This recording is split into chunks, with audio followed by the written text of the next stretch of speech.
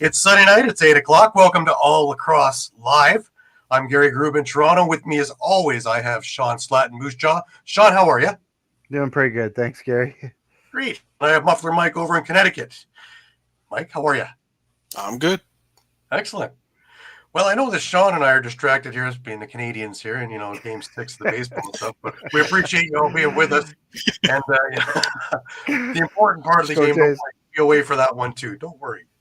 We got a great show for you tonight. I got Eddie Renaud with me, and he's going to be discussing his life in lacrosse to this point and in future, as well as we're going to talk CBA.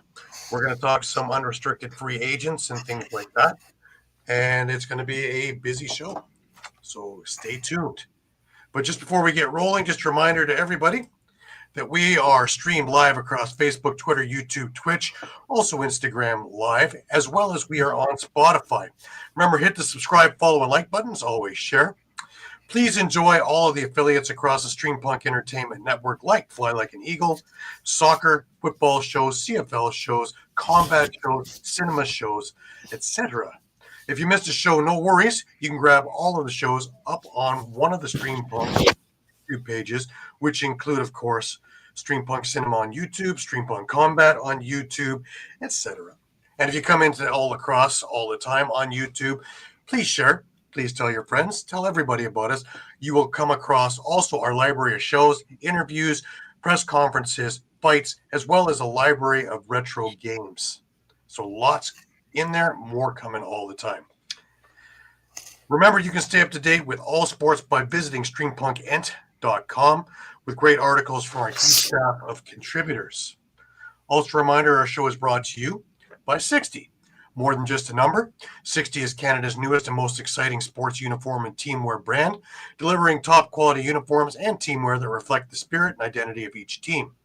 Their commitment to innovation and excellence sets them apart, ensuring that every customer experiences the perfect blend of style and functionality. Unleash your greatness with 60.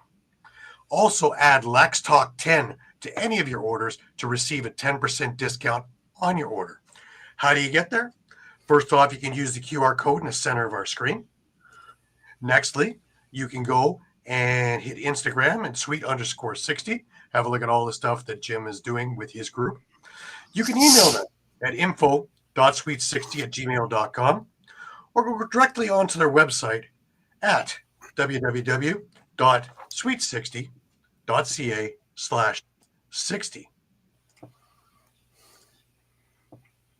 Well, without further ado, why don't I bring our guest on with us? Eddie Renaud is known well for his exploits over in the Arena Lacrosse League, as well as the Ontario Series Lacrosse, also with Major Series Lacrosse. He had a great time out in Prague as well with the Green Gales. So let's bring Eddie on and talk with us. Hi, hey, great to see you, man. Hey, good to see everybody. Welcome to the show. Yeah, happy to be on. Thanks for having me. It's been a busy summer. You guys have been, you've been lighting it up on both sides, right? MSL, OSL, all kinds of things going on, eh? I mean, it's lacrosse. That's everybody's dream, is to play as much as possible when you're involved with such a wonderful game. Absolutely. Let's start from the beginning. How did you pick up the stick? What made you pick up a stick? I have an older brother who's 6 years older than me, so quite the age gap. But Curtis, my brother, played hockey and lacrosse growing up. So when I kind of joined the picture, I had a lacrosse stick, hockey stick in my crib growing up. As soon as I could hold a lacrosse stick, I was able to hold one.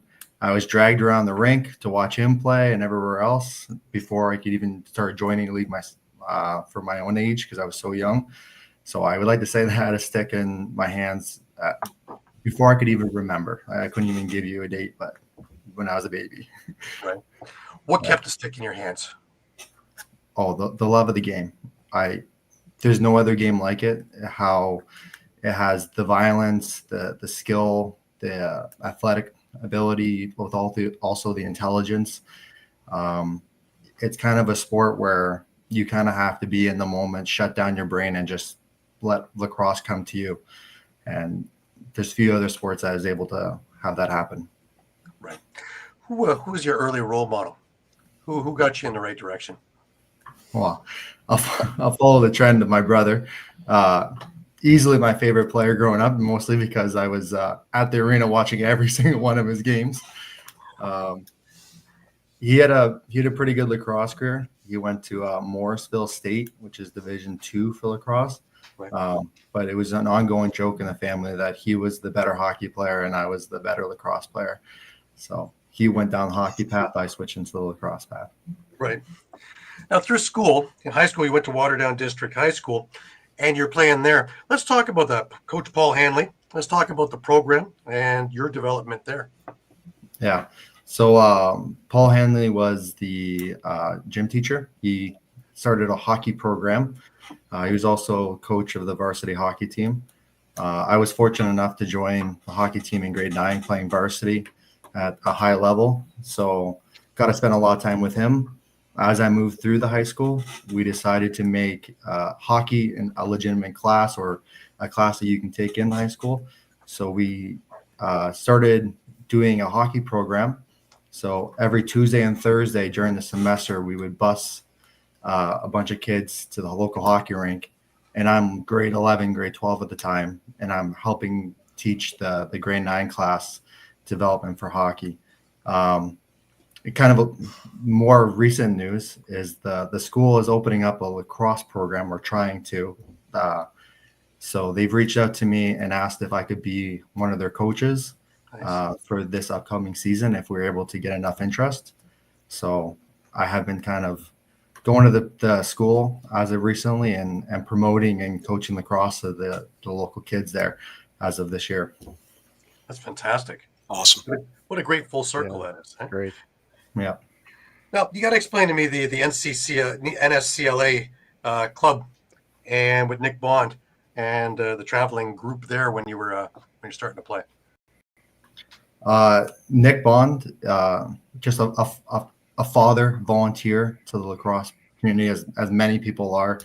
The game was still growing. It's still always growing. So getting coaching and staff, all levels, especially that lower age level, you find a lot of parents jumping in. So Nick Bond was a volunteer that stepped in and stepped into a lacrosse program.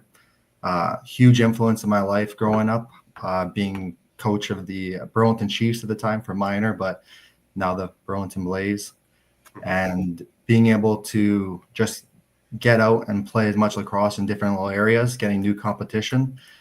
Something that everybody kind of notices when you're playing minor lacrosse is you kind of stuck it within your own zone, and you only get the small moments of tournaments or provincials where you get to reach out and play against other centers. So it's always enjoyable when we can come out and play against other areas of lacrosse other than for myself, it was Zone 9. Right. Now, you mentioned Burlington Chiefs, and you started your minor lacrosse with them. Let's talk about that. And, you've done your field stuff, now heading into box. And I guess the true love found it, and you had hands right away. So let's talk about that a bit. Yeah, so I played Burlington Chiefs lacrosse, Burlington Blaze now. Growing up all through my minors, from Tyke, House League, all the way up to my major midget year. I'm personally one of the few players from my age group from that team that still gets the ability to play. A notable name would be Brent Noseworthy. We grew up playing each other every other year. He's a year younger than me. But yeah, of that whole program, everybody's kind of like moved on from the game, but me and Brent had found a way to stay within it. That's awesome. Now, you moved up into Oakville Buzz, and you were starting to set records in there. You really found your niche. Let's talk about the Buzz, and let's talk about going into track and all the fun stuff that came along with that. Huge transformation. Going from the Burlington Chiefs, which mostly had parent coaches, volunteers being around the program, just trying to do the best they can from YouTube and Google to learn and teach the game and then teach us, to eventually graduating into a junior role where now you're surrounded by real coaches like Shawn and Ken Gillies, who was involved with the Buzz at the time, Cam Watts, Ben Need was a player volunteer, Mike Mentavalia was the head coach of the Buzz at the time. That first year of junior, unbelievable learning curve for me. I think that was the first time I ever knew what a pick and roll was. So 16, 17 years old, I'm just like, wow, I'm finally learning the fundamentals of the game where I can figure this out. Right. It's funny. I had Shawn on the show a couple of weeks ago. It was great talking with him about all the exploits and everything, and building all these programs and moving along, and his experts with exploit with lacrossing barriers, and bringing a whole new realm to people who are not usually having the ability or having the option to do it. So it's amazing when I'm listening to all the exploits and just the knowledge that comes out, and his passion. Of course, such a small community that as you get older, as there become fewer and fewer leagues, the same players kind of reoccur every year. You tend to meet and make the connections with everybody in the community from all over, and it's truly blessed that lacrosse can be like that. Right. Now you head off into college. You go to Pfeiffer University, D3, and out in North Carolina of all things. And what was your reasoning, your choices to head out there? Well, at the time, Pfeiffer University was Division II. Okay. So I went down there. We had Jason Lang was the head coach who's recruited me. A notable name like Mike Triolo was on the team. He was a senior year where I was coming in as a freshman. So I got to play a year with him there. About a year and a half into attending the school, the school made an announcement that they were going to switch divisions into Division III, which left me in a difficult choice of the games and years that I would have left to play wouldn't have led to a title or any conference championships, because you wouldn't be able to compete with athletic scholarship players against programs that didn't have any athletic scholarship players in Division II. So at the time, they opened up the ability for us to enter the transfer portal, and then I made the decision to transfer into Lake Erie College, Paynesville, Ohio. Right. Let's talk about that a little bit. The program itself and how you adjusted in there. Well, the first real adjustment was the weather. Going from Charlotte, North Carolina, where I'm sweating every night because of the heat, practices, you got to make sure you have 3 liters of water. You have the athletic trainers making sure the Canadians on the bench were well hydrated for how climate change we were, to going to basically Cleveland, Ohio, very snowy state, right by Lake Erie, to having to earn every practice, battle everything, because the weather would drop 3-4 inches of snow on our turf. And then we would be out there with shovels, shoveling away at the turf before we could practice. Good cardio workout. Never mind, good cardio. Yeah. But the program itself was a wonderful experience. Keegan Ball is a notable name that went there, who's tearing up in the NLL. So being able to join a program at that level and playing against some of the northern teams after being exposed to the southern more conferences, huge transformation. The talent difference was quite dramatic, and it was I can't speak more highly of it. Right. Whenever I'm around the high school kids age level, if I'm coaching, I'm just like, everybody needs to go to the States to play school lacrosse. There's nothing like it. Right. Was it difficult to get away from box and play by feel and be more blueprinted in the field game? Yeah. So, I mean, lacrosse, box lacrosse in Canada, I mean, we all like to follow kind of a script, maybe some plays, some fundamental X and O's, but everybody knows that the defense breaks that down real quick, and you kind of have to be creative out there and make your own magic when it comes to playing the game. Switching to field lacrosse in the States, it being more of a structured kind of X's and O's kind of format, it's kind of difficult trying to find that fine line between, is this okay to be creative, drive the net, try to get that scoring opportunity, or do I stick within the X's and O's and follow the script to see kind of how it plays out? It's kind of two different universes, and when you find that commonality between how the Americans play so structured and the creative chaos that is Canadian lacrosse, you can get some pretty fun lacrosse playing. Okay. What kind of moments still stick with you from being in Erie and also Pfeiffer? Like, So when I joined Pfeiffer, my first season, not heading into my first season, my very first year. So it's a spring sport. So you kind of have 6 months of practices before you get to play in a real game. I was not even the top 3 attackmen during that year, my freshman year. So I wasn't expecting to have the opportunity to play. I was going to be an alternate.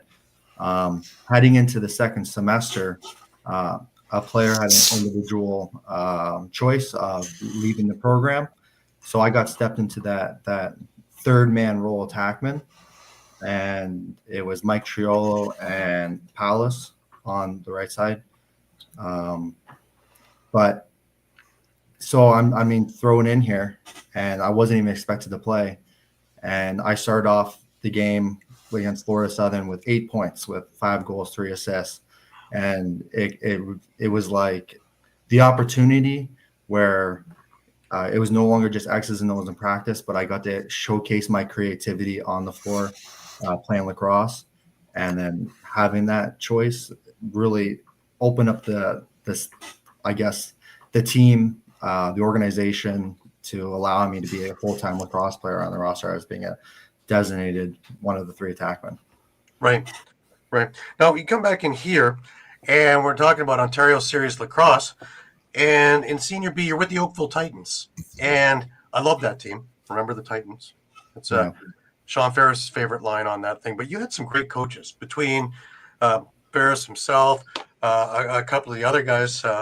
It was really a great team, and just missed. Let's talk about the Titans. Yeah. So Frank Lewinsky, great, one of the head coaches in the Oakville Titans when I was on the program. Josh Briscoe was the GM at the time. He was the one that got me into the organization.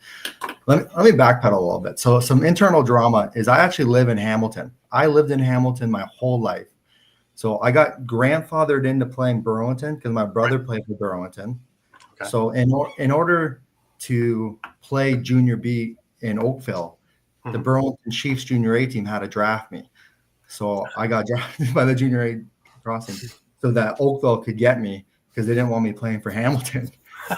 Let's skip a few years. The Oakville Titans are talking to me like, oh, we're really excited for you to graduate from junior into senior and play for us. And I'm thinking like, oh, I'm so excited too. And then a few weeks before the draft starts, I get a phone call saying, yeah, you don't belong to Oakville whatsoever. And technically you're Hamilton's, right? Because that's where you live. So I would have had to play for Hamilton Bengals or travel to Six Nations for, say, senior ball there. Basically, the Oakville Rock had to draft me to the MSL for the Oakville Titans, stole my rights. So it was kind of like wild. Playing for the Oakville Titans, they're by far a wonderful organization. The guys are still great. I still hold friendships from players that I played on that team with, such as Craig Wendy. Saw him this past weekend, but that's been 7-8 year long friendship now just from playing for the Oakville Titans. He sent me a picture just to make sure that you would remember him, and there you go. Oh, yeah. Oh well, I'm glad he was on the show a couple of weeks back also, and it was a great catching up with him as well. Good to see that he's on the mend. So yeah, no, he's a great guy. I appreciate calling him my friend. Yeah. You're never going to find a harder worker than Greg Wendy. He found every way possible to make it and used every asset available to him. Talk about working, because Bob McMahon was also on the bench there, offensive coach. Talk about playing under Bob and all the years of experience that he had. Again, culture shock almost, because it's like he had such experience and knowledge of the offensive lacrosse game, and to have someone with that kind of expertise just kind of step into a role where now he's kind of your mentor or influencer at every practice, teaching you how to do operations. It went from, hey, this is how you do a pick and roll, to this is the structure of offense, the flow of the game, and here's what the defense is trying to do. So here's what we're trying to do. to offset that. And then seeing kind of behind the curtain there of his NLL experience in all of his years, you really start to find the fundamental game of lacrosse kind of within it.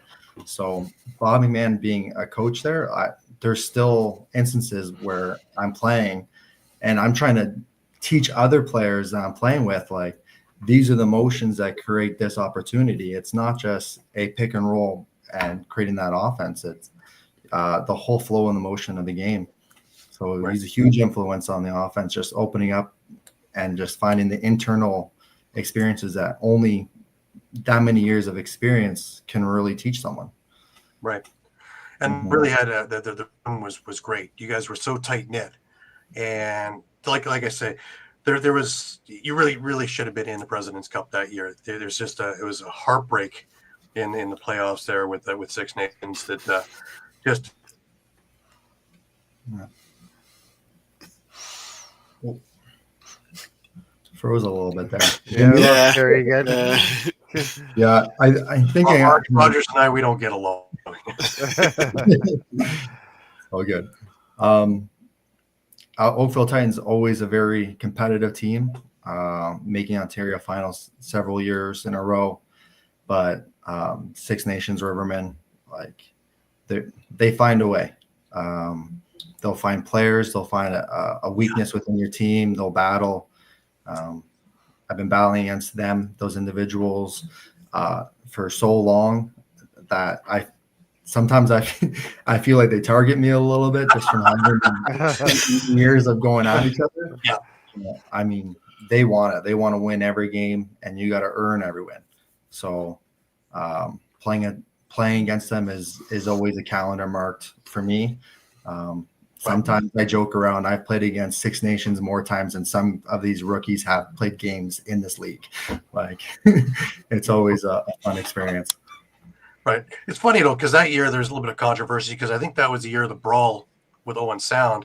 And there were a bunch of guys that shouldn't have been playing that were playing. And they brought in, of all things, Zed Williams, Senior B. This was before we had the MSL year a couple of years ago. And this was wild because Zed even then was just like playing against a cannon. Yeah. I try to stay out of the bureaucracy, the political group that is lacrosse, because it's on at every level. Yeah. I kind of just focus on my own game and just showing up and playing the rink. But transitioning from playing the Rivermen with their normal roster and then come playoffs, they have Zed Williams on their floor. Definitely a privilege watching him play. Is one thing watching him on TV, and there's another thing playing against him. And I'm an offensive player, so you better believe I got myself to the bench so I wouldn't have to play defense against him. It was game 5, and I think we were up by 3 or 4 goals, and we were feeling quite comfortable heading into like the last 10 minutes of the game. And then Zed Williams just decided, yeah, I kind of want to play more lacrosse. So he ended up going on a little bit of a scoring streak, and then they ended up sneaking the win away at the last 30 seconds of the game off of a goal he scored. And next thing you know, he's going to Presidents, and I'm now on vacation. Yeah. So, yeah, big influence on the game. Now, you spent a lot of time playing out west. How did you wind up with Brooklyn? So there was kind of a situation between the Oakville Rock, the Oakville Titans, MSL, with if they're going to have a team, their league. It ultimately ended up being that the Oakville Rock took over the Senior B rights of the Oakville Titans, and they pulled themselves out of the MSL to bring their MSL team down to Senior B. Mm-hmm. And then a tight-knit organization, as talented as players are, they wanted to keep their team the way that it is, the same way that they've been playing years with each other. Mm-hmm. So a lot of the Oakville Titans players, actually all of us, got pushed out right at the beginning of the season. So I was thinking, okay, I'm 25, 26 years old now. Maybe it's starting to look like retirement. and I spent that whole year off. I didn't play lacrosse at all. And then Clancy Ames, I've heard of the name at the time, very big influence in lacrosse, reaches out to me and says, hey, I know that you're kind of retired, but come out to a Merchants lacrosse game and we need some players. We just love to have you out for a couple of games if you can do that for us. And I'm fighting him the whole way. I'm like, oh no, I'm done. I'm done. Leave me out of it. I can't do it anymore. My body's falling apart. He's like, no, just come out for a couple of games. We need you. Just if you don't want to do it no more, you don't have to do it. And then as soon as I touch the floor, I'm like, I'm hooked. I can't. I'm done. I'm fully locked in. Mhm. So Clancy, the years that I've known him now, huge influence in my life. I can't speak enough about how his character is, how smart he is, lacrosse the game. My last 3 years of lacrosse is completely and utterly because of his decision to drag me out of retirement, and I will always be grateful for that. And I can't dedicate enough kind words to him and that for that reason and everything else for me. Right. The last couple of years, it's been really a privilege to watch you guys because watching you guys grow together and watching that room just hone itself and to culminate this year with, I think the best performances you guys had was in the OSL playoffs this year, even though you had a great year altogether. But everybody was on the same page. Everybody did whatever it took. Everybody did all the little things and didn't fall into the traps like you would opt to do in years past against Six Nations and fight back and take stupid penalties. And in the playoff games, you let them take all the dumb penalties and you just capitalize one after another, and it just kept pouring salt into the wound, and they take more stupid penalties. You guys would capitalize again. But watching everybody and watching you guys celebrate afterwards, and it was a team thing. It wasn't a one guy did this, one guy's over here. Everybody did everything together. And to me, that was really an epitome of what it's supposed to be. Yeah. It was a long time coming. It's something that we all dream about. We all fight for. Some of us have achieved that goal. Some of us haven't. So you got the leadership on the team versus the young guys that are still trying to make a name for themselves. And all year, we're just adding new individuals, finding in new opportunities for players to fill roles that we needed to have. And going into the OSL playoffs, we finally kind of had the team that we were building all year, and had that connection of like, these are the guys we're going to go to battle with. This is our family now. Let's lock in and achieve the goal. And that's what we're doing. We're focused on one opportunity, and that was to win the OSL finals. Right. And, you ramped that right up into the President's Cup, and being at home, it was important that you guys were there because, taking in everything and being in your home floor, you guys just ramped it up in there as well. Had some terrific games during that tournament. Yeah. I mean, again, lacrosse is such a small community. You tend to play against the same players, same teams all the time. So finally getting an opportunity to hit or shoot on someone that you're not normally shooting or hitting against is always just so exciting. The team came together. We had a hell of a tournament leading up to the finals. Unfortunately, we fell short, but that's kind of what happens when you face kind of like a one-game elimination kind of style tournament. It could be anybody's game, any bounce, any opportunity. One goalie stands on his head. One player has a fantastic game, and then that game completely changes. Yeah. Damoud stood on his head, and he was the MVP of the tournament. Yeah. But they had a great game plan. They kept you guys to the outside and really took away a lot of the weapons of guys like you, Parker, and all the things you guys do inside, and really kept you to the outside so Nick could see all the shots. Yeah, it's a battle of a tournament. Playing that many games in that few days at the skill level that it is, and there's no easy wins. Every team there, every province is sending out, every league sending their best guys, their best team. So, every time you step on the floor, you got to be at 100%. You got to battle. You got to want it. And coming to the end, it's like we were punching as hard as we could. We were trying to find our opportunities, and they just weren't sinking for us, right? It could be a different series if it was maybe best of 7 like the Blue Jays are going right now. But unfortunately, it's a one-game elimination, and they found the way to win, and we couldn't figure it out in time. Right. You make it up to the MSL, and now you're the pinnacle of summer box, and playing with Brooklyn. Had a couple of games the year before. I think you got into 9 this summer.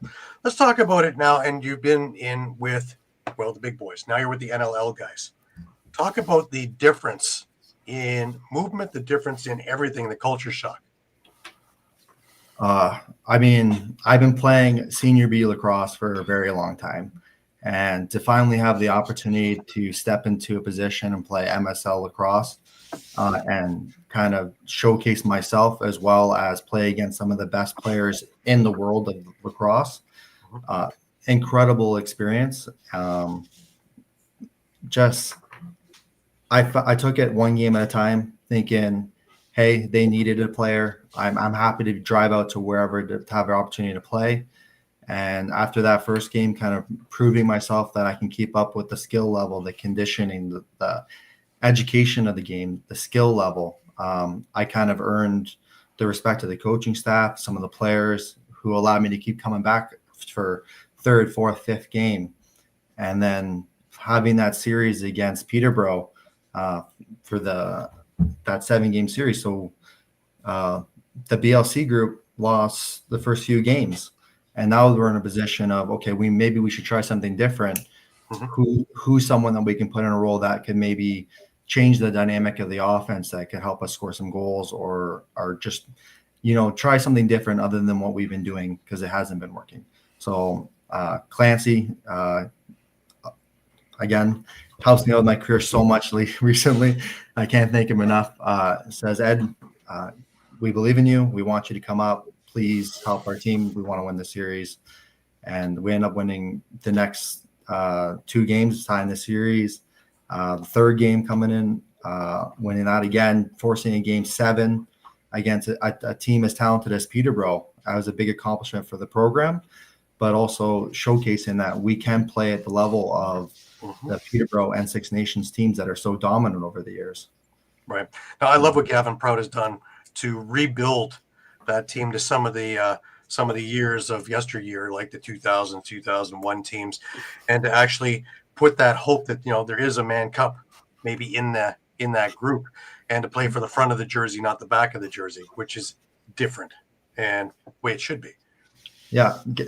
Gavin, just based off of his own personal career, he knows the game inside and out. His intelligence for lacrosse is undeniable. So now to put him in a position, now he's a GM of a program, being the GM of the senior B team and the A team, he's able to build a chemistry from introducing guys to senior B, getting them to develop, train, learn the game, how it plays at the next level, and then building that kind of ladder system, that feeding system into the majors. And rebuilding is never an easy process, like a 1-year thing. This is going to be a multi-year series. And we're hoping that next year, getting into 2026 summer season, that maybe it's us in there for the Ontario finals, and keep working towards the goal, and maybe not fall short to Peterborough like we did this past year.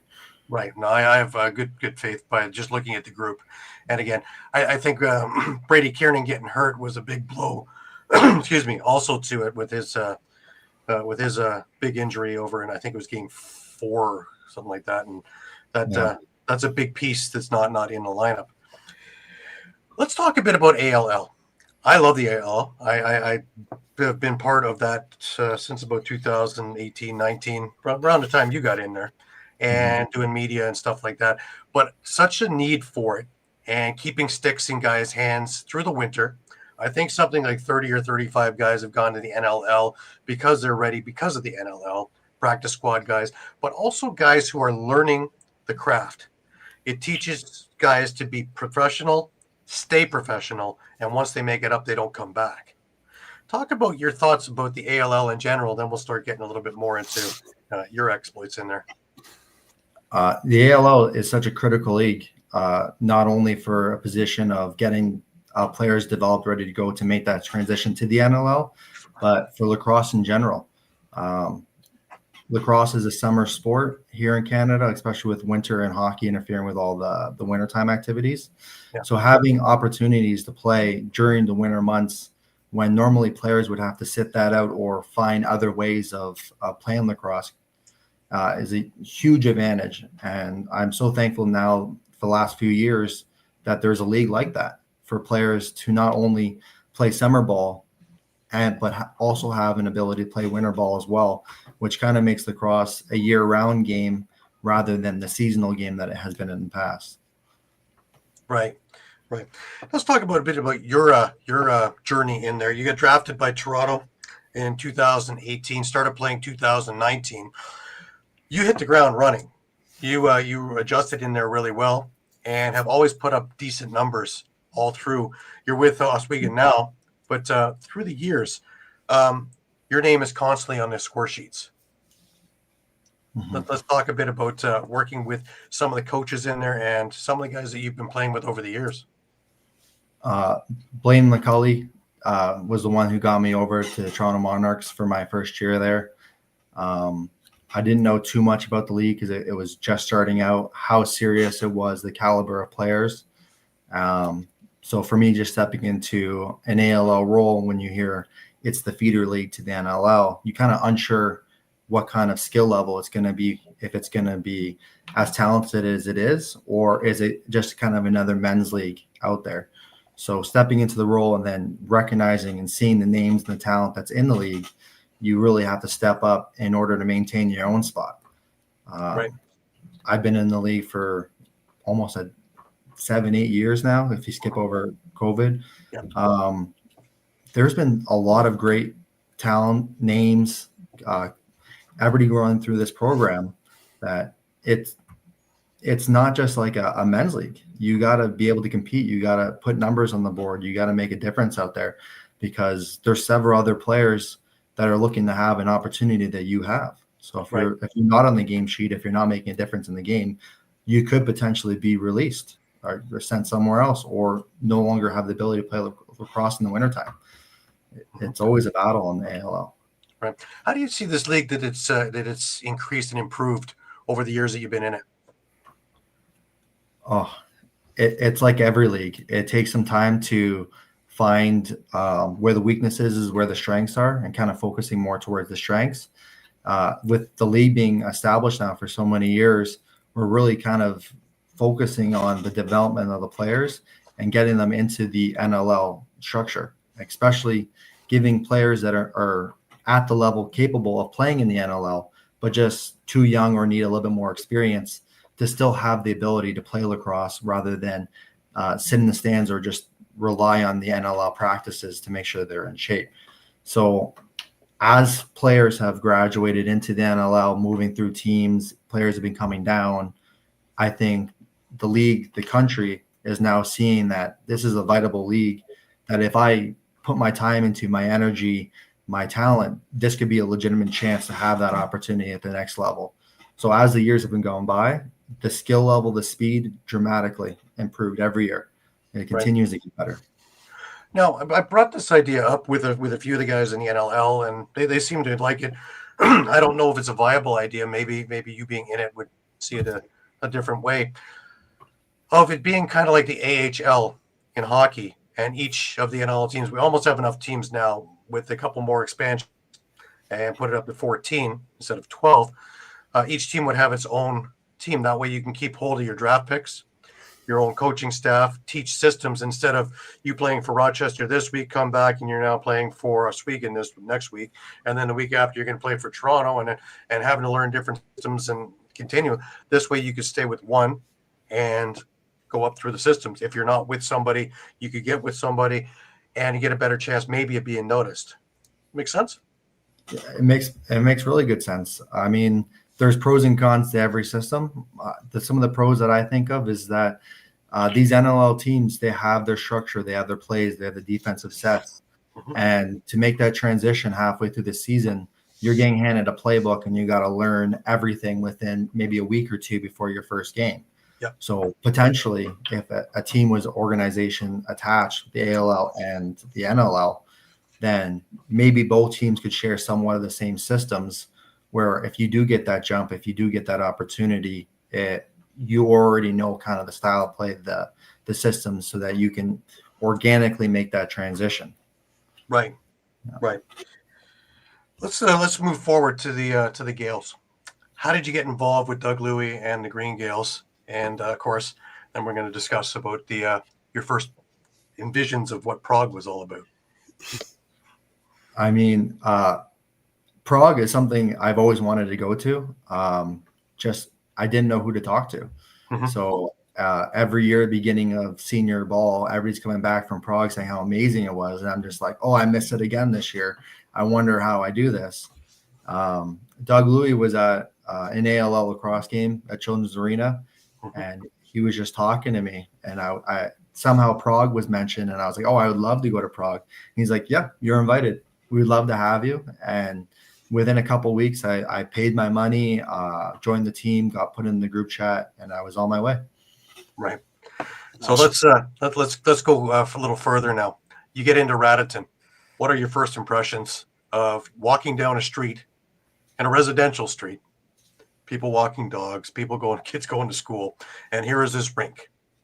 Mhm. And as soon as you walk in, here is this mecca of European lacrosse. Yeah. So, I mean, my first time over there, obviously, I have no idea what kind of the environment's going to be like, the people of the city. So you kind of just resort to maybe what you see on TV of what kind of Europe's about. Mhm. And you never really know until you land and step foot walking through the streets. And then the guys who have had the experience of playing there before are all talking about their memories from years prior, the Coliseum that it is with the no roof, playing outside, and the environment that it is. And you're sitting here like, I've been part of a lot of lacrosse games with a few hundred people at maybe 1,000 people at like a high end. Mhm. And you're like, there's no way a team in Raritan, Prague is producing these kind of numbers for fans.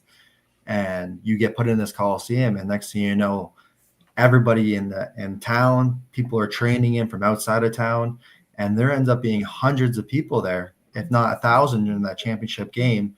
You got kids running around asking what your opinion is on this, that, and this for lacrosse. They want to learn from you. They want to develop from you. School projects running around asking like where you would shoot on a goalie. It's a whole new experience. I fell in love with it instantly, and I told Doug like I'm coming back next year. Within the first day of being there, I was like, this is something I want to continue doing. Right. One of the things that really tugs on my heartstrings is the Friday when you guys do the clinics with the little Mhm. kids, and here's kids running around with their favorite jerseys and stuff that they have warmed from you guys over the time, and some equipment fits, some doesn't fit, doesn't really matter, but you guys are taking the time of all the teams and going through, and doesn't matter that English is not spoken language, is lacrosse, and everybody gets into it, everybody has a great time, and to me that's the highlight of this whole thing. Then we have the playoffs and the championship, but this is to me really the crown jewel of it all. It continues the trend of lacrosse of growing it. Everybody that plays the game has the responsibility to spread awareness and to teach the next generation and to continue to have this game grow, and the success that it's been having over the years with continuing to have more and more players, more and more leagues, more and more teams. The players that are influential at the NLL guys, anybody that has the opportunity to coach minors, it has to give back in some sort of way. So having a town in Raritan host a clinic where they're bringing in schools, like local kids teams, like very minor. We're talking about like 9-year-olds up to very established high school lacrosse players. And you can see when you go there, it's just a mixture of, I know that this was a Green Gales helmet 4 years ago that was just given to this 12-year-old that he's probably been using for the last 4 years. And it's not just the Green Gales, it's every team that's coming out of there. I've seen a few Victoria jerseys, some gloves, equipment, and sticks. Yep. And then you go out there and have a clinic. And although English is not their first language, a lot of them understand it quite well. And if the people that don't, they have translators. Right. I coach myself for the last 8 years to the younger generation. I love this. I stepped in. I wanted to do something immediately. I ran my own shooting clinic on the corner and try to teach as much as I possibly could in the short time that they gave us. Right. You also were the benefactor of probably the greatest chirp that I ever heard. No. Calling you maple syrup, I still talk about that. I can't. That was the greatest chirp I'd ever heard. And the look on your face coming back to the bench, you just called me maple syrup. Yeah. I mean, like, you're kind of accustomed to the local chirps that they have here in Ontario or North America, at least. You hear them all the time, kind of under their breath, kind of say it to your face, whatnot. And then you go overseas and you get introduced to a whole new set of ways to play your mind games with you. And I heard it, and I was kind of like set back. I'm like, what do I say to this? Like, how do I respond? And I'm just so confused heading to the bench that I wanted to share what happened, and I just announced it out to the team. And now it's been an ongoing conversation, a little joke amongst the players. Oh yeah, absolutely. And Doug, you're correct. Rescue is probably the best lax tournament around, period. And No, actually, I stole a couple cups. so I give them away as gifts as well. Oh, yeah. And for those who have known that LLC tournament, the Memorial Tournament there, the after lacrosse activities, the cups, the festivals that they have, the players coming together, that's the real bonding moment of the tournament. It's not just the lacrosse. It's everything after lacrosse as well. The other thing that I noticed over the years that I've been going now is watching European lacrosse really take steps forward and really become a force. Some of the teams, we're talking about Raditon, but, you're looking at places like Finland, places like Poland that get better and better and better every time I see them. I've had a good relationship with the commissioner out there of NBLL.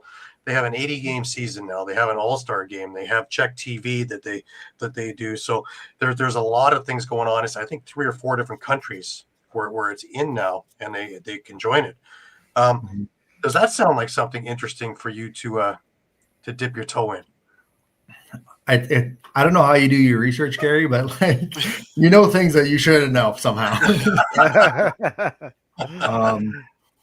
So I've been recently approached to try out for the Ottawa Bears lacrosse. So if the CBA gets negotiated, figured out, then I have the opportunity to go to their camp and practice, play amongst them, hopefully get my opportunity. But if that doesn't work out, then a team in the NBLL has reached out to me, and their playoffs are here in November. And they invited me to come out and play for their playoff series because they don't have the same rules. You can kind of sneak in guys last minute before the final tournament. But yeah, that's been a conversation, and it's kind of up in the air whether I go or not, just based off of how the NLL climate is right now. Right. But either way, I'm very excited for either opportunity, whether it's here in North America or somewhere in Europe. Right. I want to talk a bit about your coaching. You've done with RLX lacrosse. You've done a few other things over the years. Is that where you want to wind up when everything's said and done, and you do finally hang up the stick? Oh, I haven't really thought of it too far. I think I just been taking it year by year. Programs have asked me to come out and help out.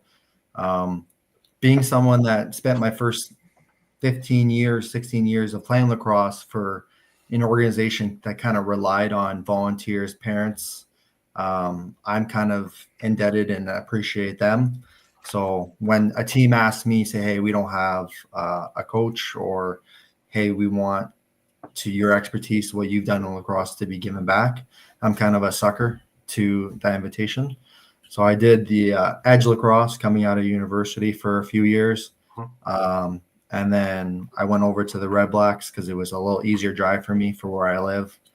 And now my own high school, my own Armada, has reached out to me and asked if I could do their high school program. So it's something that I never really envisioned doing long-term, but it seems like that's the direction. Obviously, I just want to volunteer and give back as much as I can. Right. When fans hear the name Eddie Renaud, what do you hope that they remember? Oh, well, if there's fans. There will be, don't you despair. There is already, so they're not going anywhere. I mean, everybody that has supported me over my career, I can name a whole bunch. I could take up the next 15 minutes for everybody that I'm indebted to that gave me the opportunity to be even on this podcast here. That's a long list. So for them, I just would like to play the highest level that I can play lacrosse and hopefully inspire some people from the younger generation that, hey, maybe you didn't join the NLL right out of school. Maybe you didn't go to a top Division I school or have some fancy name, or maybe you spent 3 or 4, 5, 6 years in the ALL. You can still make that jump to the higher level. And it's a dream of mine to make that higher level. Whether it's a possibility or not, I'm always battling for it. But in order for everybody that's helped me, my dream, I guess, would be to have them, say, hey, I was a part of this journey. And I know that Ed gave everything he possibly could to play at the highest level, gave everything he had, always worked hard, did his contribution to the team, was a team player. Just what everybody else would like to be when they're playing the game is just an influence on the next generation, people that to continue playing the game. Absolutely. If you could give advice to a young player who's up and coming and wants to do NCAA, ALL, NLL, what would you do? What would you give? It is no better time to get into lacrosse than right now. It is growing dramatically. The skill level is getting there.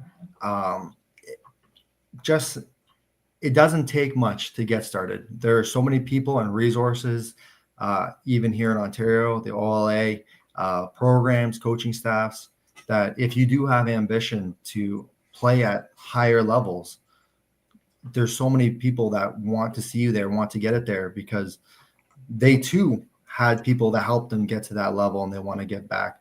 But it's also to grow the game. Right. Lacrosse is still a very small community. We all want it to be much larger, right? The CBA being example of that, with the players and the teams negotiating what the future of lacrosse could be. Right now, I would love to have, similar to the other professional sports with having multiple cities, multiple programs, the ability to make lacrosse a full-time sport, dedication full-time, not having to have a side hustle or side job in order to play. Right. And I feel like right now with lacrosse, the way that it's going, for these younger generations, if they start, when they get to the age where they could potentially play in the NLL, NCAA, who knows where lacrosse could be? It could be similar to what hockey was 30 years ago, with about to take off into now the 32 league season, 13 teams. Like, it's unbelievable. The opportunities that they had is something I wish I had when I was their age. You never knew what was going to happen. Even if there was a team in your local town, will there be a team next year? Right. Now it's pretty solidified. So follow the dreams, follow the game, get your stick in your hand. You're going to love it. Yeah. You're so true with that too. Because when I interviewed Nick Sakavitz a number of years ago, what he had brought to the table was that we're roughly where the NHL was in about 75, 76. Had the TV deals in place, but just hadn't had the explosion yet. And come Olympic time, I think that's when it hits from floor 3, 4, 5 to penthouse. Yeah, I'm getting a little. I'm older, if not towards the end of my career. So anybody in high school or NCAA right now, if not in minor lacrosse, you never know when that boom is really going to happen. And to put yourself in a position to be part of that boom, to be part of the league, part of the community, part of the sport when that happens, I feel like that's going to be something that they're going to cherish forever. Absolutely. Absolutely. Mm-hmm. Shawn, you have any questions for Eddie? Just a quick one here. Kind of going back to your roots. You sound like kind of that classic story of, playing lacrosse and hockey. And we hear so many stories about, the great hockey players who've also played lacrosse and kind of vice versa as well. Can you maybe talk about maybe how those kind of skills maybe transferred over, or maybe if that hockey experience helped you with your lacrosse career? Yeah, I think for every lacrosse player back when I was playing was, what do you do in the wintertime? It's a summer sport. And it just so happened that hockey and lacrosse kind of have very good mirror image seasons of each other, where during the summer months, lacrosse is full time. You play your seasons, play your tournaments, you get to go provincials, and then maybe you have a week or two off, and then hockey season starts. So hockey was very much just to keep me in shape, keep me going for the next lacrosse season. And the sports, although different, have very similarities. The same as like every other sport, like NBA and box lacrosse, they have a lot of same format for the pick and rolls, the X's and O's. Hockey has the same aggression, the speed skills, the playing the body rather than the puck sort of thing. So, I mean, any sport that you play just outside of lacrosse is going to help you with lacrosse. So I'm always an advocate of play as much as you can. For me, my path was I wanted to play lacrosse, and then I wanted something to do in the wintertime, waiting until lacrosse season started. So it was like lacrosse, then hockey. Right. That's Mike? perfect. He said. Sorry, Mike, any questions for Eddie? Yeah. Well, first of all, best of luck with the Black Bears tryout. And what do you think your best strength is going to be bringing to the tryout, and what are you most looking to improve in your own game? For me, I think my greatest strength is my malleability. Like I like to think of myself as not a one-dimensional player in the sense of my job throughout my career has never been just goal scoring. It's never been just the setup guy. It's never been just the enforcer. I've had to step into roles all across the offensive side of the floor. And I think my experience in that is if whatever the Ottawa Bears need me to be, if it needs me to be someone at practice that just gets the boys going and work harder, then I'm happy to do that. If I'm fortunate enough to get a game, if it needs me to set up space for other players, I'm happy to do that as well. If they say, hey, go shoot the ball, get some goals. If I get that green light, I would love to shoot the ball and get some goals, If they want me just to be more of a playmaker, move the ball, pass the ball, I feel like I can do that as well. So I think my strength is that I have multiple different strengths rather than just one-dimensional. This is my role. I go hit guys, or I go score goals, or I make plays. I feel like I have experience throughout my career where I've kind of stepped in the role of each one of those positions, and they've kind of prepared me for this opportunity. Right. I like that you're going to Ottawa because it's kind of a more comfortable situation for you because Shawn's there, Dan McRae's there, guys that you know and guys that you have grown up playing for and with, so that it's a little bit more comfortable scenario as you get into the training camp and all the rest of that. So I look forward to big things coming from you because I know we can never measure the heart of a guy, but if we did, it'd be humongous. I love watching you. I've loved watching your game over the last number of years, and I really think that you'd be a good fit there. So I really appreciate you taking the time talking with us about all the aspects from time from little right on up to where we are now. And I wish nothing but huge success for you. Well, I appreciate that. And I'm so happy to be on the show. I'm so happy you were able to be here and talk and answer the questions. Sometimes not everybody gets the opportunity to tell their story. There's so many great stories out there. I'm just really grateful that you gave me an opportunity to tell mine. Absolutely. You'll keep us up to date with what's going on, right? I'm always at the rink, Harry. Whenever you're there, come over say hi. All right. I'll let you go. You go enjoy the Jays game, and we'll talk to you soon. All right. Thank you so much. Appreciate it, everybody. Bye. Take care. Thanks, Ed. Okay. Thank you. That was Eddie Renaud. A great guy. A great guy. Really epitomizes what the lacrosse community is all about. Works hard, is a great team guy, great skill, and, will do anything to make his team better, make players around him better, make kids better.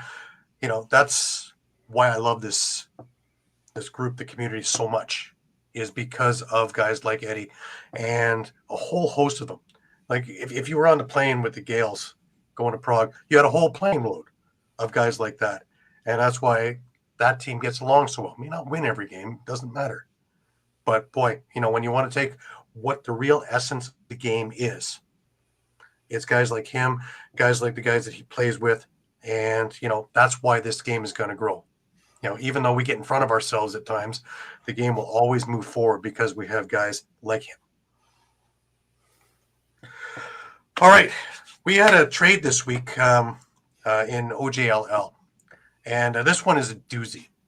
I shake my head every time I look at it because we'll just have a look at this. From Toronto to Kitchener goes Liam Bucknell, Hamish McPherson, Hunter Lumnecki, Aaron Eberhardt, which are huge. But you take a look at, Kitchener's mortgaged the future to win now. So I know Doug well, GM Kitchener. I was with him when we were on the board together in Brampton. And this is, what he did there and got them into the Minto Cup a number of times. Over to the beaches goes Joe Columbus, Braden Mitchell, Brennan Marino. Now you take a look at a first-round pick in 2026, first-round pick 2027, first-round pick 2028, first-round pick 2030, first-round pick 2031, second-round pick 2026, second-round pick 2027, second-round pick 2028, and a second-round pick in 2030. Wow. If that's not what you would call a blockbuster, I really don't know what you call a blockbuster. That's stunning, isn't it? Well, yeah, you pretty much have no more draft picks till 2030. 2031. So your chips are all in at this point. Absolutely.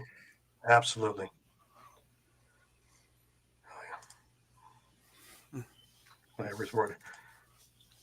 Absolutely. Yeah. Role players win championships. Doug, I always say that if you listen to me week in, week out, character wins championships. And that's exactly what you have with that. A character player. And he can do anything. And if they need him to be aggressive, he will be. If they need him to set up and roll, set picks and rolls, he'll do that. If you need him to be the quarterback, he'll do that. If you need him to score, he'll find a way to do that as well. Great hands. If you look at the ALL, always on the score sheet. Absolutely. Now let's continue along here. We're looking at the CBA, and it's in for ratification. All signs are positive from what everybody is hearing, all the insiders and things like that. Now, Adam Levy put out a couple of things here that are interesting of some of the differences in it. It's a 5-year agreement with an opt-out option before year 4 or 5, depending on certain broadcasting and marketing figures, depending on the average team revenue. Salary cap goes up to $810,000 to $885,000 for the 2029-2030 season. After being franchise tagged 3 seasons in a row by the same team, the salary may rise to $70,000 by agreement. Now, I don't know anybody who's been franchised 3 seasons to this point, but anything's possible, I guess. Travel per diem, missed work, health insurance, and housing reimbursements are not included in the cap. So those are some interesting things that are in the CBA, just to show it's not just we want more money, we want more. There's a number of different things spinning around there, but everything that is being jimmied around and chivied around seems as though as early as Tuesday we can get ratification to this and get our season moving, which gives them just enough time to get everything going. So what I thought we would do this time around, Doug, it's come a long way from the 10,000 they used to get, right? So maybe this is going to become a full-time gig at some point, sooner rather than later. But I thought we would look at, since there is a pile of unrestricted free agents, thought we just have a look and see, team by team. Some have more than others, and some of them are pretty shocking that they're on the list there. You look at it. I will bring Buffalo up first, and the Asterisks are have turned down the franchise tag, I believe. So, Matt Mintz, Kyle Buchanan, Nick Weiss, Matt Banger, Kyle Matisse, Paul Dawson, Chris Cluche, Chase Fraser, Justin Martin, Bryce Sweeting. Half of your championship team. are unrestricted free agents. Sugar has his hands full, though I don't think it's going to take too much to convince them all to come back. Thoughts, guys? Some interesting names on the list. Yeah. I mean, I would just say it seems kind of odd for anyone to decline a franchise tag when you've won 3 cups in a row with that team. Yeah. I just I mean, maybe that's just a fan perspective, but I mean, if I would think if I've been on the floor and won 3 cups and they said, "Hey, franchise tag," it means you'll be around next year. Okay. Yeah. I'll happily try for 4. Yeah. Yeah, no, I understand that idea totally, but guys are looking out for themselves long term as well. Oh yeah. And no, sorry, it means they can reject the franchise tag, right? They have the ability to reject it. Let's move forward. We have Calgary with Curtis Dixon, Jesse King, John Lentz, Nick Rose, and Reese Callies. Not terrible, but that is the core of scoring there. So some work is to be done there. Looking at Colorado, Robert Hope, Damon Edwards, Tim Edwards, Jordan Gillis, and Dan Taylor. A couple that are I'm not sure if they'll be back, and a couple I think they have to be back if Colorado wants to contend. Thoughts, Mike? Yeah, Calgary. I mean, I would hope after previous years and public discussions about not wanting to be franchise tagged that they won't be offering a franchise tag to Curtis Dixon. We know Nick Rose is likely headed back east. I'm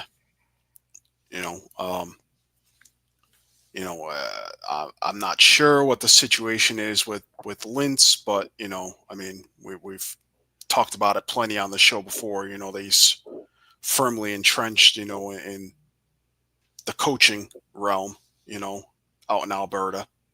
Yeah. Thoroughly involved in that. So, whether he decides to continue his playing career or not, might be a question mark. It seems like the smartest move for Mike Board to make, the GM, is to just franchise Reese Callies, unless there's some plan to, put him in a deal, in some sort of a trade or something. Right. Yeah, I'll be having the same boat. I mean, you look at those two teams. I think Calgary, like you mentioned, Gary, has the most work to do. You see that core, especially like you said, Curtis Dixon's probably that biggest name that stands out, and never know quite where he stands with that franchise, considering the past. I don't think Buffalo's going to get rid of him, Doug. I'm sorry. The new and improved. Brian, great to have you with us. Right.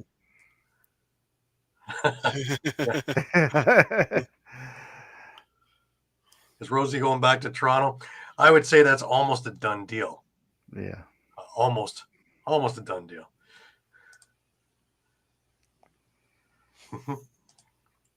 And for those of you playing the home game, yes, it is 4-0 Jays. Oof. Yep.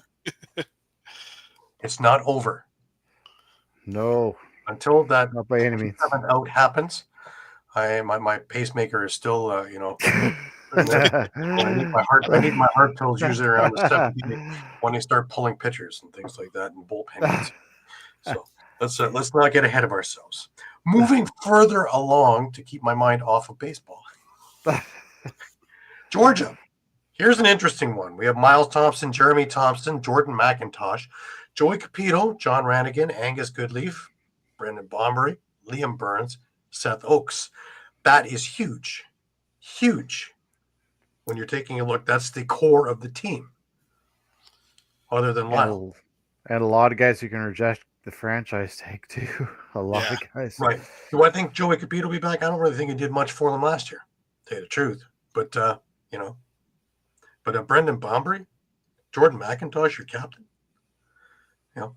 Miles Thompson, I don't see a reason why he wouldn't resign there because, well, he just got back. So Using his Seth Oaks, that could be we know how Yeah. valuable that is. Just ask Georgia 2 years ago in the playoffs. Yep. Yeah. Halifax doesn't have near as many issues, just Warren Hill, but that is a big piece to your puzzle as well, right? So, don't worry, Shawn. We'll get to them. David Brock, Brendan Goodwin, Casey Jackson, Jake Saunders, Tor Reinhold. Nothing dire here. If Well, I nobody find that comes interesting back there, because I don't really think that would be affecting what they're trying to do there, since they're trying to reinvent a reinvention.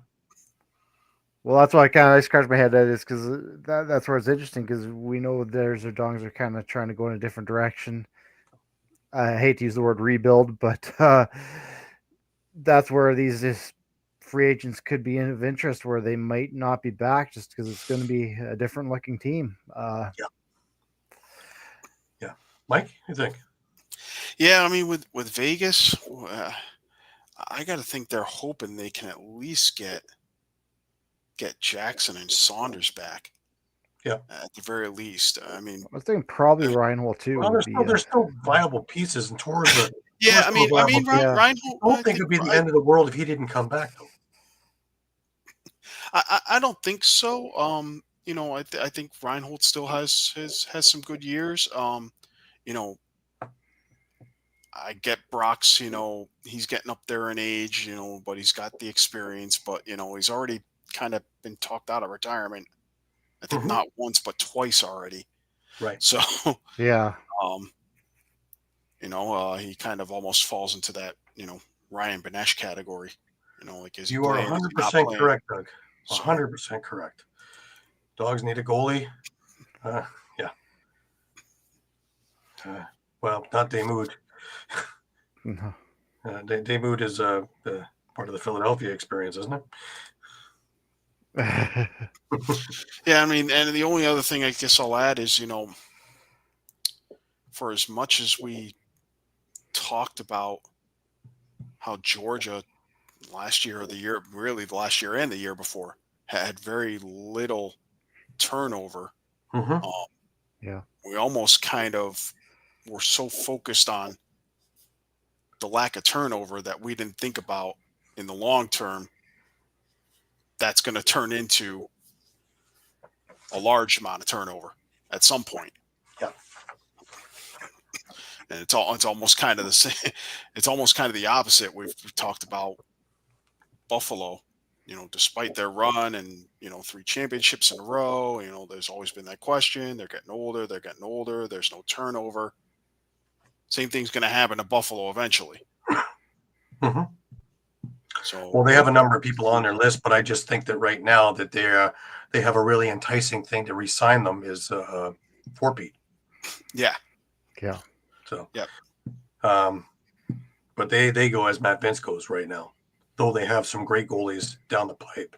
So we have to wait and see on that. Moving further ahead, Oshawa got Callan Crawford, who's retired, Ethan O'Connor. Big piece, but again, I don't see that being a determining factor in what they're trying to do there now. Ottawa, this is big too. Eric Fennell and Riley O'Connor, 2 mass pieces for that puzzle. So, what do you think, Mike? What do you think? I mean, it wouldn't surprise me to see them. I don't see them going anywhere, really. No, I don't think so either. Yeah. I mean, with new owners, with new front office and everything like that, and Dan McRae there doing all the stuff. I don't see them going anywhere. I see them hanging out to see where they're going and how they're going to get there. May not be long term. And let's not forget that Dan McRae has playing experience with Riley, and then Doug's exactly right. Had playing experience, in Riley's rookie season in Calgary. So, right.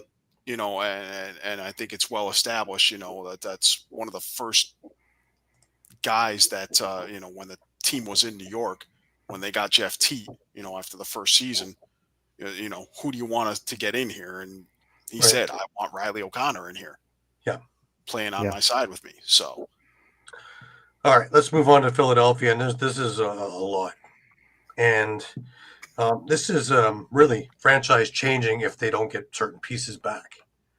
Mitch Jones, Joe Resetarits. Disnew's been offered the franchise tag. He hasn't said anything yet. Chris Corbeil. Caputo. Does he get a bigger role if he comes back? Anthony Malcolm, Ryan Wagner, Shane Simpson. Again, a number of pieces that they've worked on. And does it work? I'm not sure. It hasn't to this point. But if you lose Resetarits and Jones, does it really matter? Then you need offense as well as defense, and you're back to expansion team. It's a very fragile little event there right now. Yeah, that's an interesting list. I think Jones is one you definitely have to try to get signed up again.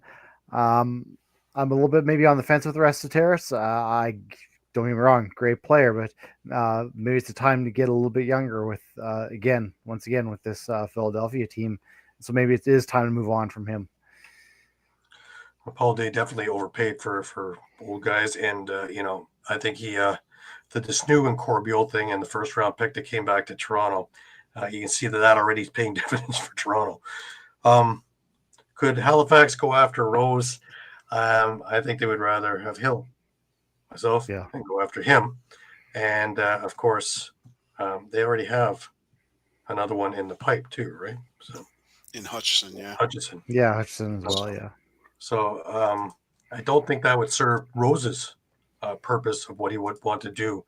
I think he would want to come to Toronto if he was going to not be the number one and be coaching as well as mentoring and doing the bulk of the play to start, and then slowly change that over. But we'll see. We'll see. Can we put up that Philly list again real quick? Sure. Yeah, I feel like I almost feel I got to agree with Shawn here. I think if you don't get both Jones and Resetarits back, you need to go after all of these other guys, and you're going to need to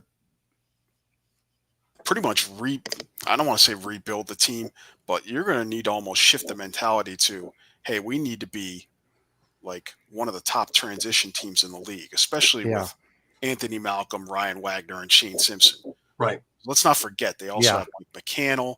They have Scott Dominey.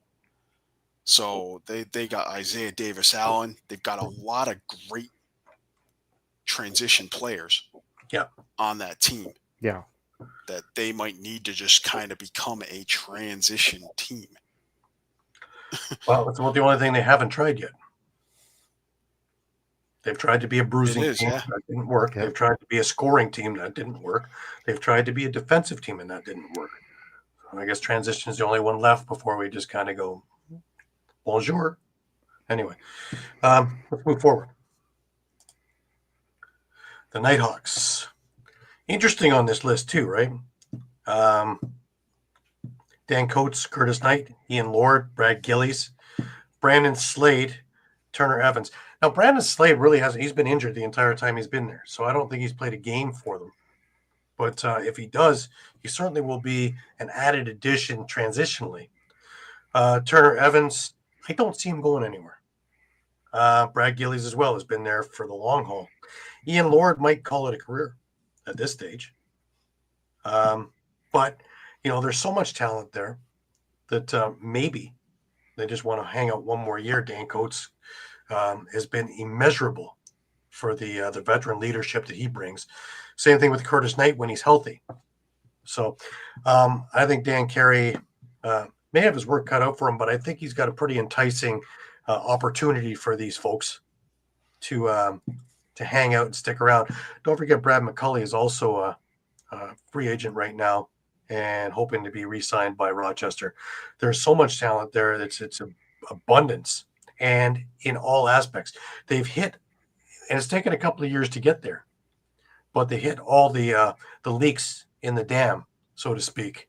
They didn't have any transition. Now they got plenty of transition. They didn't have a depth of defense. Now they have a depth there. They didn't have certain pieces to the scoring. They have pukuns of scoring. And you take a look in the goaltending, and you have 2 bona fide NLL goaltenders, and they're both healthy at the moment.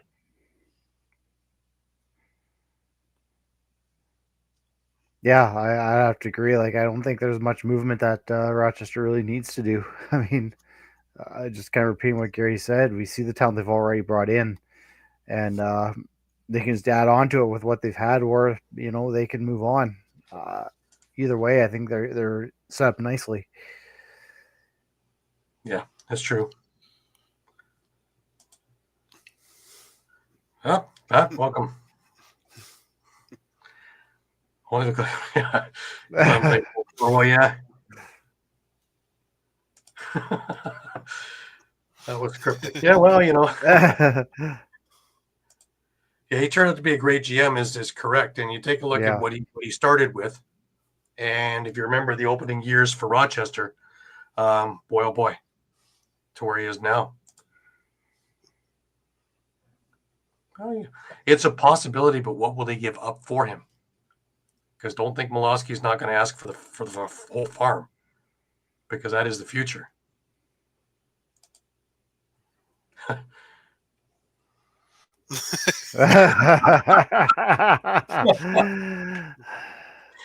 Well, we have the left and we have the right, and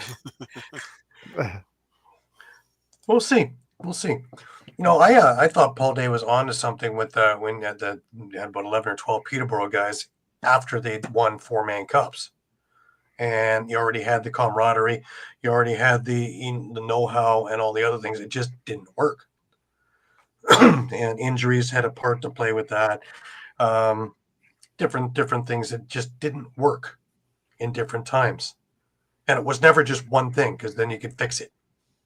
But, you start fixing this and this wheel fell off. Then you put this wheel back on, and then the hood jumped open.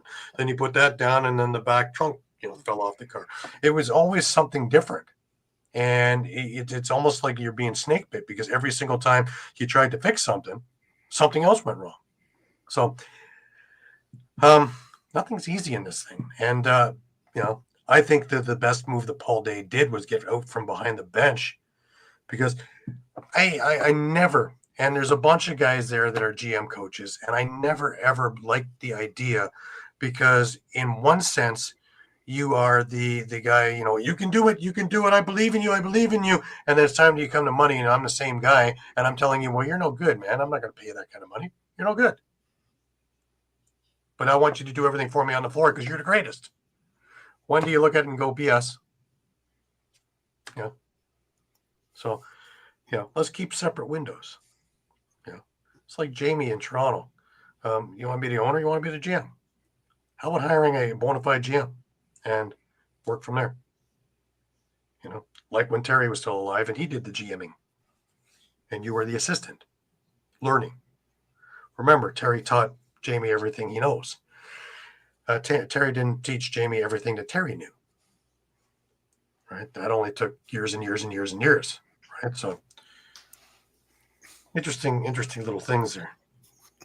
Yeah, well, it's funny though, because that seems to be trending the wrong way. I mean, it is, because they're trying to save money.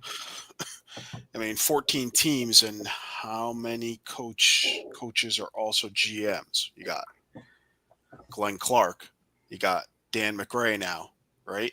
Yeah. You've got Derek Keenan, Kurt Molosky. Yep. Patrick Merrill. Sean Williams.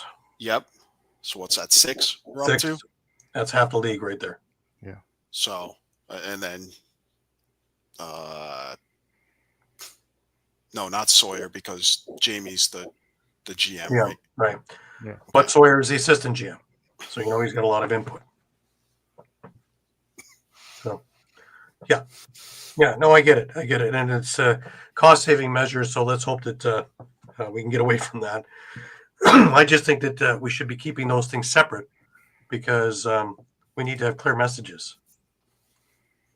Buffalo, no, except for one thing though. Chugger is the defensive coach and the GM, but Tavares is still the guy. Well, and that's kind of the difference in Saskatchewan too, right? Is like Derek's just a co-head coach. Like he can lean back on Jimmy. Yeah, and does more and more now.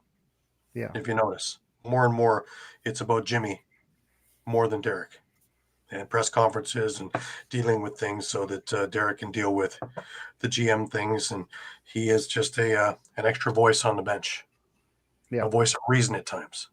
So, all right, let's keep moving. San Diego, Rubish, Holding, and Benesh. I'm not sure about Benesh coming back. If he went into the sunset, I think he's had a career that's worthy of the Hall of Fame. Holding and Rubish, I think, still have some time there. Rubish is coming to the end of it too, but he's still a big part of that defense. Thoughts, Mike? I mean, I was going to say Holding.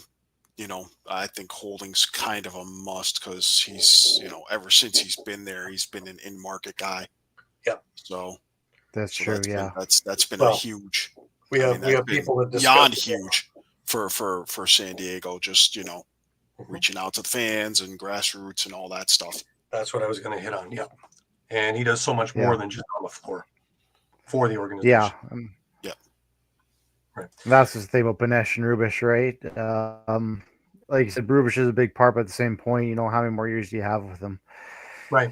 And they're both from here, Ontario. So yeah, a long trek, 5-6 hours both ways once a week. Eventually they're going to say enough. They have young families and, they're going to want to spend time watching their kids grow up. Saskatchewan only has one, and that's Adam J. And a big piece, but I really don't think that's going to be an issue. No. Over there. And, Groob's in the Hall of Fame is definitely correct. Oh, yeah. His entire career. But I think, again, he is so much more as a multifaceted thing. So much more than just a player. He is so responsible for the development of the youth, which in turn develops your fan base for years to come. So in many, many aspects is he part of it. Now for the big one, the Toronto Rock. And there's some names here that just, Schreiber, I think, is a foregone conclusion that he's not coming back. Now, I may be surprised. I will be surprised if he does. But just from all the writing on the wall and all the things I had heard last year outside of things, then I just don't think that he is going to be returning. But anything is possible. Corey Small, from St. Catharines, pretty close. So if he wants to keep playing, I'm pretty sure he will find a way. And he still has a need on this team. Brad Cree, I think, is stalwart on the defense as long as he can fit it into his fireman's career, which is now budding. It's about being able to fit both in, and we know how much trouble rookies have as firemen to play full seasons. So, Hostrauser, do they have more muscle on the team? Yeah, you got Elijah Gash, so it's not a necessity. But Hostrauser has been more of a playmaker over the last couple of years, transitioning away from being the enforcer. So it's possible. Dan Craig, I think, is the odd man out in all this because, he wasn't used much last year, even though he was healthy for most of the year. And when he was there, he wasn't one of his better years. Is he still viable? Damn right he is. A big player who can do an awful lot of agile things. But he'll be competing with Small and CJ Kirst, among others. Let's not forget Chris Boucher, Josh Dawick, Owen Hiltz. There's a number of up and coming things. And Toronto wants to flip over what we just went through last year. And what's the best way to flip it all over? Is change it all up. And there's still a lot of firepower there. Though the thing that is, again, the goaltending situation. Until you have that one, you always build from the back out. Well, if the back's not settled, where are we?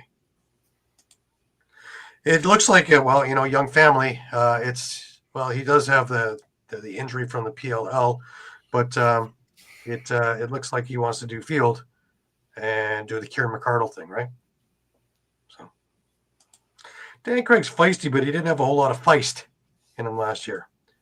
A little bit due to injury and a little bit due to really not being in the lineup much. And when he was, one of his moves is diving from behind the net. We had Chris Boucher doing it, and he's Josh Stolwick doing it. So how many guys can you get diving from behind the net? One ball. 3 guys back there. Got nobody out front. Yeah. Well, it doesn't really matter because they don't put anybody inside the restraining line anyways, right? So, we don't have to worry about stuff like that. Guys in front. Yeah, so it is what it is, right? All right, that leaves us with but one team to look at, and it's got a fairly long list. And sorry,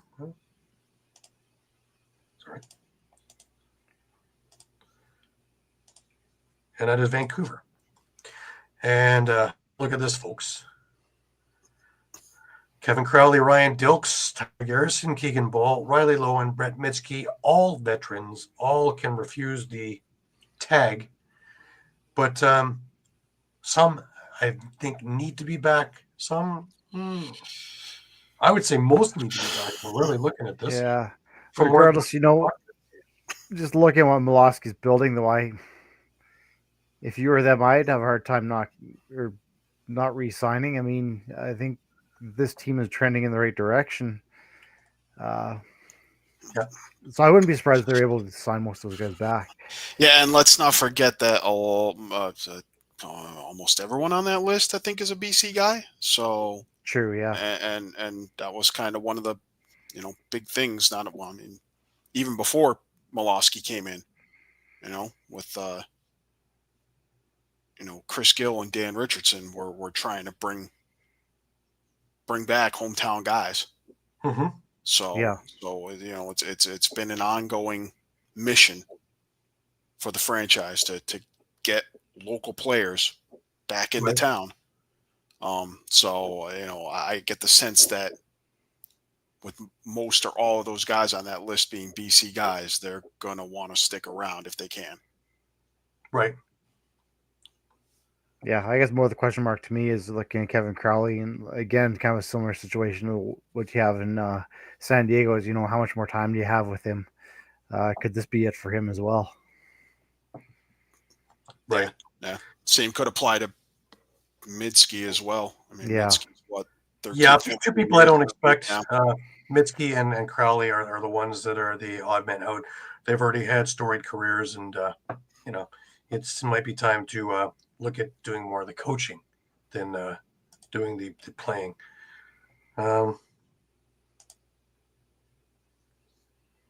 Yeah, well, I don't think he ever fit in at San Diego, really. I don't think they really had what set him apart in Philadelphia was he was the guy. What set him apart in New England was he was the guy. In Toronto, he got lost because he wasn't the guy, and it was only for half a year. And San Diego, the same thing. Not being the guy was what kind of blended him in as just a sea of talent. And in Vancouver, he was the guy again. And at least for a good chunk of it till the other guys have come up now. So now his work is done. He can relax on this. Yeah. Yep. And you're never going to find a nicer guy either. And you're never going to find a guy who's going to do more and keep the shirt off his back. But it's about time now for the next, guys got to come off the bus for guys to get on the bus.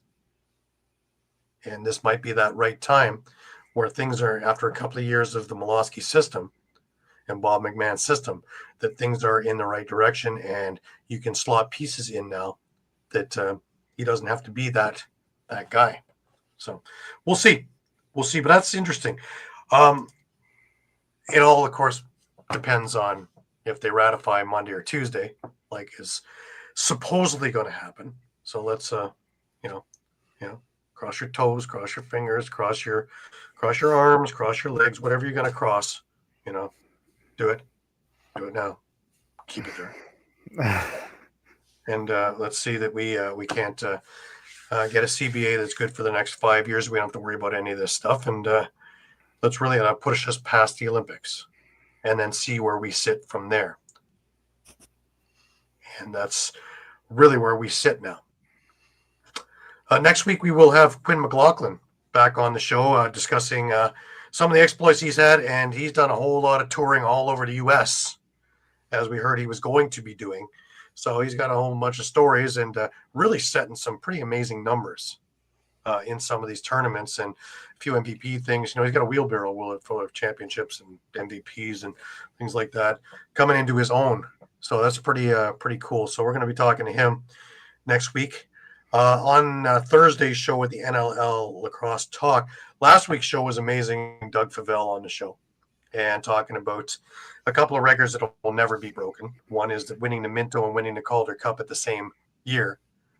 Well, they can't do that now. They overlap.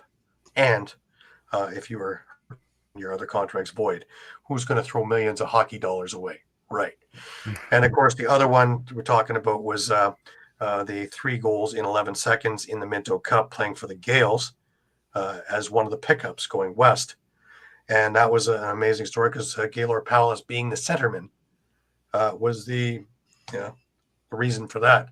And his amazing passing ability to catch a very, very speedy Doug Favell to be able to score from different spots. So 2 records in every. The other one was, of course, that he was a part of 2 expansion drafts and selected.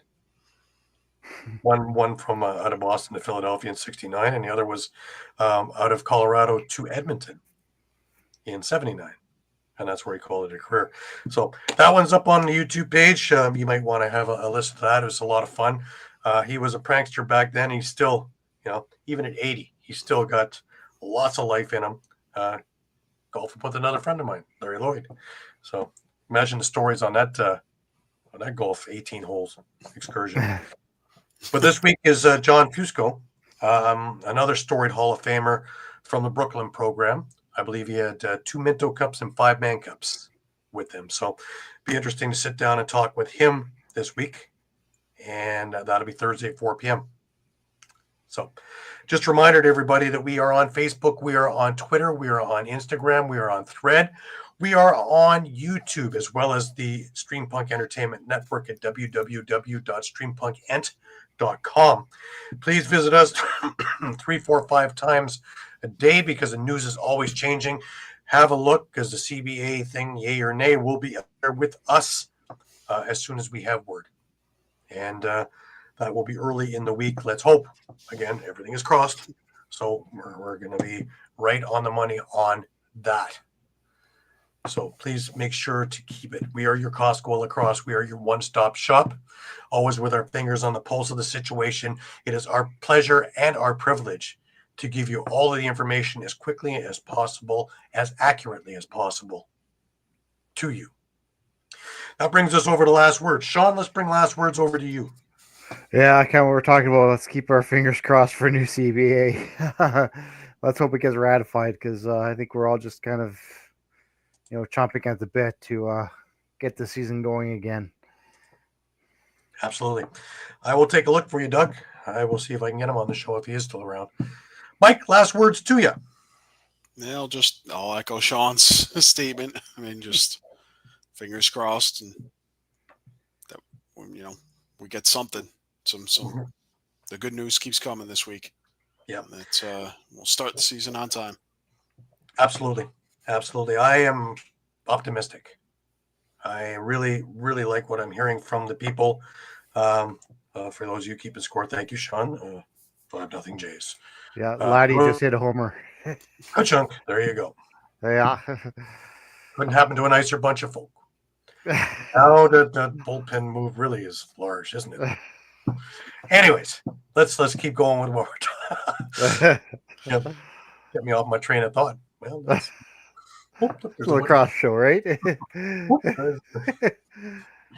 But yeah, I am optimistic. I've heard so many good things this week about things like that, and they're all really, really coming along. So yeah. Let's let's hope that this is the week where we get everything rolling, and then we talk about free agency next weekend and some of the moves and things like that. And I think once that gets set, and that will be free agency at the end of the week, and then you'll get a flurry because you only have a couple of weeks till training camps and preseason games. Let's hope we don't lose any of that either. But, let's get the whole flavor of everything. And for those of you in Oshawa, I will be at the game on the 28th of November for the Rock in Oshawa for the inaugural game. So have a look. If you see me, say hi. I would love to chat with you. Anyways, that brings us to the end of another week. I really want to thank Eddie Renaud for taking the time and being on the show with us. It was great talking with him, great catching up with him since the summer. And it was great talking with everybody about all the, I love talking about the UFAs and things like that. It makes me believe we're closer and closer to that season.